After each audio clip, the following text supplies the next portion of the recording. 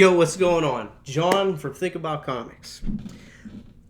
Today I got Fantastic Four, issue 1, new relaunch. I'm a big Fantastic Four fan. This is what got me into comic books. This is one of the first comic books I've read. Well, not this one, but Fantastic Four stuff. I got this book. I sat down, I read it. Now, the past 2 Fantastic Four issues, they were tie-ins. I hate tie-ins. If you're going to make a tie-in, make it something separate. So the last 2 issues I got really didn't have anything.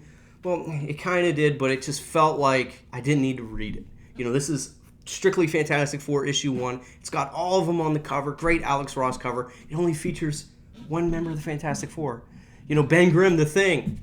Great character, right? Great character. It's him and his wife, Alicia. They're traveling. They're enjoying a vacation. They come across this crazy Twilight Zone area where it's stuck in time, and it relives the same day over because this guy got powers from nuclear testing, and they have to do it and they have to fix it.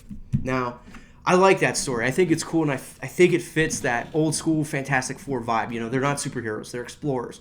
They're Star Trek. They're just going places, whether it's the negative zone, Wakanda, the underground, and they're running into something and they're having to deal with it, and they just happen to have superpowers and can fight, stuff off, including, Galactus from space and all this other stuff,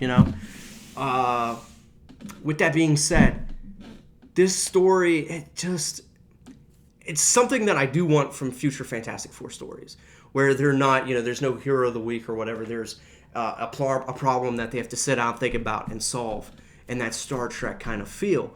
I just wish that the Fantastic Four was a part of the story, not just one member. I do like how this character this writer understands the Fantastic Four. In the end, he writes a letter. He shows what he wrote to the editor to get him this. I'll show it to you. I'll just read the part that I'm talking about now. So, this is from Ryan North. This is the guy who's now writing the Fantastic Four, took over from Dan Slott's, long run, which was, it had its ups and downs. And the thing that stands out to me is, he writes 4 things. The Fantastic Four are fun. Fantastic Four are adventures. The Fantastic Four can do anything. And the Fantastic Four are accessible, and that's what their key things are. Anyone can be a Fantastic Four member. Anyone can read the Fantastic Four. They shouldn't be just for one set of people or whatever. There's so many things they can do. They can do anything because they have science. They have access to everything, not just in their dimension, whatever. And they're explorers. They're always trying to go do something new, be the first ones to do it. Whether it's first people in space, first people to study cosmic rays, whatever. I'm just worried that, it's just the thing. Like that's the only problem I had with this book. I enjoyed reading it. I read it really fast. The storytelling was fantastic. It's the Fantastic Four for a reason, and it's your number 1 issue. You're gonna have a number 1 issue with the Fantastic Four with one character. I kind of scratched my head at that. I'm also worried that I see a theme going with some of these Marvel ones. Spider-Man, when it I don't know if it relaunched.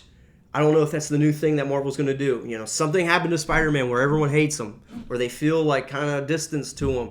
He blew up something, and MJ hates him, and all this stuff. At the end of this book, we get to see that Mr. Fantastic did something. There's just a giant crater in New York, and now that not saying it broke up the Fantastic Four because they're family, put a wedge between them.